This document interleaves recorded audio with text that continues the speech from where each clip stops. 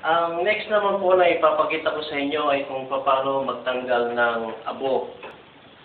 Ang next move po na gagawin natin ay hawakan ang handle ng takip ng cylinder sa baba. Ayan po. Nako-open na po yan. Then the next is, ito pong handle ng parilya ay itaas lamang po natin ng ganito at ibaba para bumaba yung kanyang abo.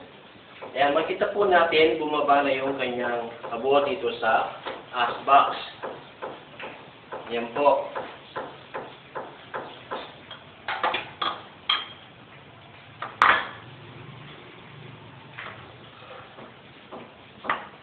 Okay.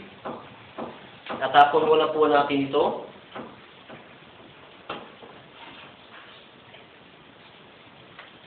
Then, sisimutin natin yung natitira pang abo sa loob.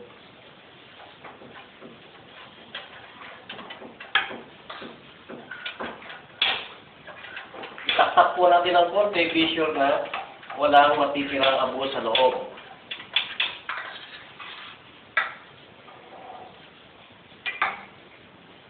Ganun lang po kasimple. Then, kung wala na, pwede na po nating isara ang takip ng cylinder for next batch of cooking na naman ulit. So, katulad po na in-explain ko sa inyo kanina, kung pwede po natin siyang ipihit dito sa gilid for next loading of ipa para sa next na lulutuin.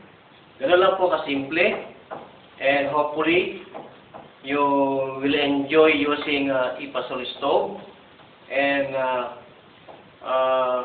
will start receiving order.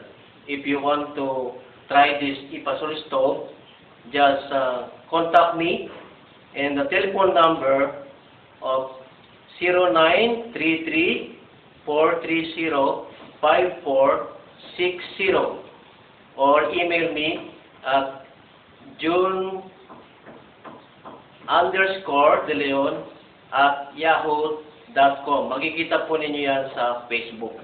Okay, maraming pong salamat. Enjoy and happy cooking using Ipasol stove. God bless.